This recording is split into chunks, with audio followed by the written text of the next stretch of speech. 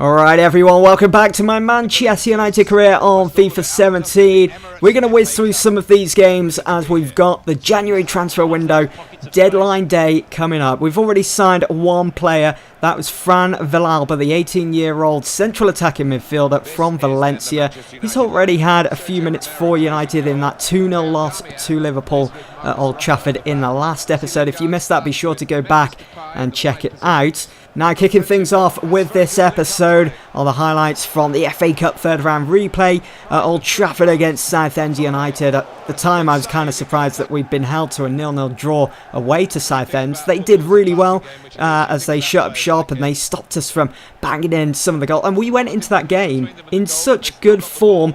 Yes, rotating the team had some sort of an effect because there were some players that have hardly seen any first team football all season that started that away game to Southend.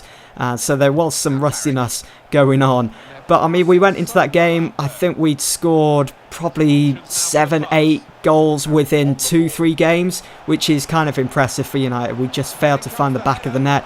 But we did, however, find the back of the net in the replay at home. It was always going to be a different story having to take this FA Cup replay to Old Trafford. Southend were always going to crumble under the floodlights of the Theatre of Dreams. And how about this for a story? The new signing, the 18-year-old central attacking midfielder Fran Villalba from Valencia, scoring the first goal. I'm not sure why it came down to a goal line decision, as the ball was clearly over the line and kept going as well. And then with 7 or 8 minutes remaining on the clock, with the floodgates well and truly opened after Villalba's first goal, Memphis Depay wrapped things up at Old Trafford, making it 2-0 to Manchester United, booking our place in the next round, the fourth round of the FA Cup. I'm just hoping now that we don't have to take any more games into a replay. That's if we can get past that fourth round, which I'm feeling confident that we can, and I'll certainly learn from that lesson from that first game against Southend, not to play so many fringe players all at once, players that are rusty, that haven't seen much first team action this season. But there you go, Memphis Depay getting man of the match as well. 3 shots, 1 goal. Not a bad performance from United. Could have been better, but at the end of the day, it's the result that matters. We are through to the next round with that 2-0 win. Now after that, we did receive an offer from Man City for Matteo Darmian, 18 million. It's a good offer. It's way over his value, but I was never going to accept it. No players will be leaving United for City or Liverpool or any of our rivals, as a matter of fact. And how about this? Phil Jones is set to put pen to paper for the champions Leicester City in a transfer worth £12 million. It's quite difficult to see that for me because Phil Jones, I've always kind of seen him as maybe a future captain at Manchester United, but with all of those injury problems and with the quality we've got now at the back with Eric Bailly signing in the summer, and he has really cemented his place in the first team. And then there's Smalling, another prospect to become future Manchester United captain. But saying all that, I do intend to bring in a new centre-back, someone that can be used as backup or maybe even overtake Chris Smalling or even Eric Bailly. It all depends on how he performs when he joins. You'll just have to stay tuned to this episode to see who that is and whether we can get him before deadline day after that game against Hull. Now look at our fixtures in Feb. We've got the champions Leicester. We could be facing Phil Jones already. Then we're back at Old Trafford to take on the Hornets, Watford, and the draw for the next round of the Europa League has been made. We've got Borussia Mönchengladbach, the first leg being at Borussia Park, so advantage in our hands. Then a week later they come to Old Trafford, and then we finish up February on the 28th at the Etihad against Manchester City. Looking forward to that one. It's funny seeing all these transfer offers coming in January because I hardly received any in the summer, whereas we're getting a new transfer offer every other day in January. And it's nice to know these transfer offers are coming from teams that are struggling in their league. I mean, Everton are battling to stay out of the relegation zone at the moment, and they're looking to strengthen, looking to improve their team so they can ensure that they're not in the Championship come this time next season. They did put in an offer for Blind for 16 mil, which I did reject. You can see there as well that Phil Jones is now officially a Leicester City player. Now Leicester, they're not a team that's struggling so much. They won the Premier League last season, as we know. But this season, they're hovering around just outside of a Champions League or Europa League spot for next season. Now, our next game was against Stoke, and it was away. Now, in previous FIFAs, I haven't really looked forward to this fixture because Stoke have always managed to get one over me, to get the 3 points in this game at their home ground, the Bet365 Stadium. But because Legendary seems so easy on FIFA 17 at the moment, until EA, of course, do patch it, I was looking forward to this game. I was feeling pretty confident that we were going to get the 3 points away to Stoke. It's not something you can say very often, if you know what I mean. But because we had our first team start and all of the first team players fully fit, raring to go, such as Pogba, Martial, Rooney, Ibra, Mkhitaryan, they were all in there. They all started this game. I was feeling confident, and as expected, it'd be United to open up the score, and the goal coming from Paul Pogba. You can see him there dabbing in front of the Stoke City fans. The assist coming from Anthony Martial, who made that dash into the box. Quick little pass to Pogba, who hit it first time, the post, helping the ball across the line as well. So that would be a 1-0 to Manchester United in the second half.